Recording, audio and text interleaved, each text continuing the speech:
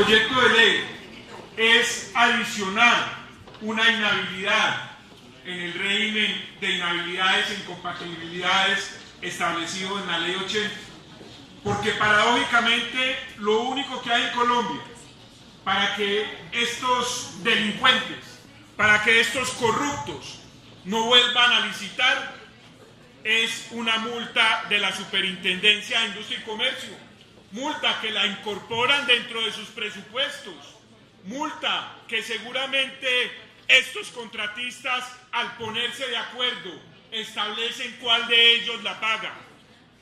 Y peor aún, establece nuestro Código Penal una sanción punitiva que a la fecha no se ha producido ninguna.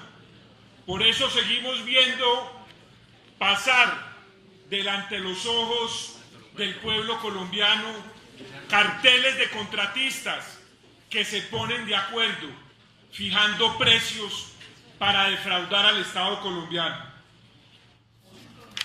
Uno de los principios fundamentales de nuestra economía es la libertad económica. Para nadie es un secreto que el Estado juega un papel fundamental en el desarrollo económico, siendo uno de los grandes contratantes. Y qué paradoja que hoy el Estado permite que estos carteles de contratistas sigan haciendo de las suyas, cuando ni siquiera son capaces de inhabilitarlos para volver a contratar, y cambian de empresas y crean empresas fachadas, y sigue viendo uno, doctor Germán, las mismas juntas directivas, los mismos representantes legales atreviéndose a licitar y desafiando el Estado de Derecho.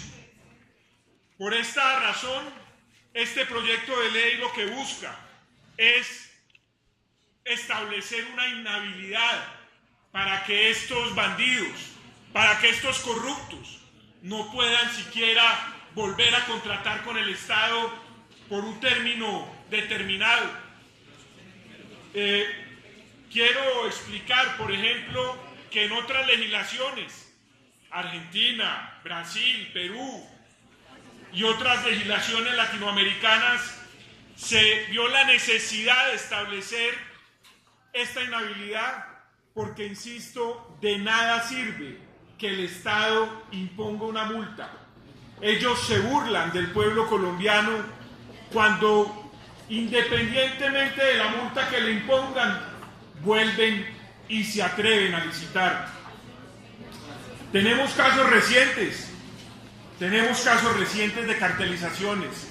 Quizás uno de los más abominables prácticas que puede establecerse en el sector empresarial, y es ponerse de acuerdo para defraudar al público.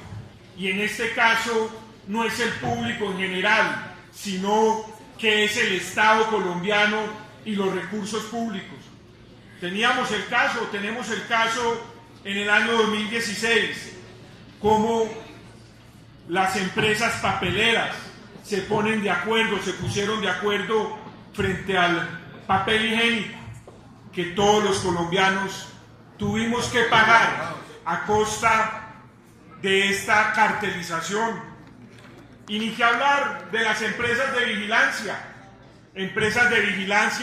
que se convirtieron en una forma de pagar favores políticos, porque de ahí salen las platas para las campañas políticas. Y peor aún, no solamente financian campañas políticas, sino que se ponen de acuerdo para distribuirse la torta de este importante sector de la economía. Y uno de los casos que más produce indignación en el pueblo colombiano, la cartelización en los programas de alimentación escolar.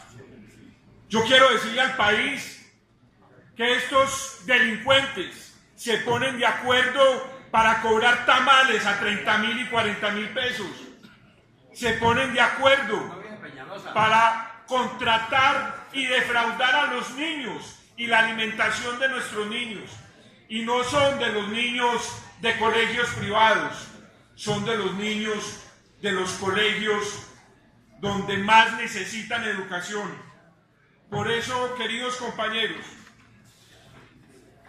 este proyecto de ley es un primer paso para demostrarle a aquellos que se atrevan a cartelizarse, a aquellos que se atrevan a ponerse de acuerdo para fijar precios en una licitación pública, que lo piensen dos veces porque pueden quedar inhabilitados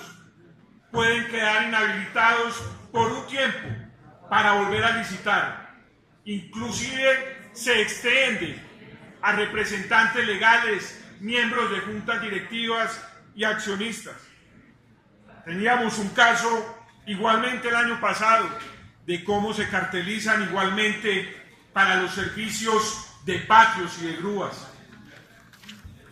Por eso quiero pedirle a la Comisión Primera que nos acompañen en este importante proyecto de ley. Este proyecto, insisto, es un primer paso para demostrarle a ese sector privado que de alguna u otra manera ha sido cómplice con el sector público para defraudar el recurso de los colombianos, y que hoy, sin lugar a dudas, como lo he manifestado en esta comisión y en la plenaria, la corrupción de la mano del narcotráfico se convierten en la principal amenaza de este país. Este proyecto de ley, entonces, señor presidente, busca que aquellos corruptos, aquellas empresas, insisto, que osen ponerse de acuerdo en una práctica que se volvió reiterativa, puedan ser sometidas a una de las sanciones administrativas más graves para aquellos que licitan con el Estado, que es que queden inhabilitados para contratar. Y insisto que lo novedoso de este proyecto de ley es que esta inhabilidad se extiende a administradores, a representantes legales, a miembros de juntas directivas, a sociedades controlantes, de tal manera que aquellos que se atrevan a cartelizarse para robarse la plata de los colombianos, por lo menos sean conscientes que van a ser objeto o pueden ser objeto de la sanción máxima administrativa, que es inhabilitarlos para contratar con el mismo.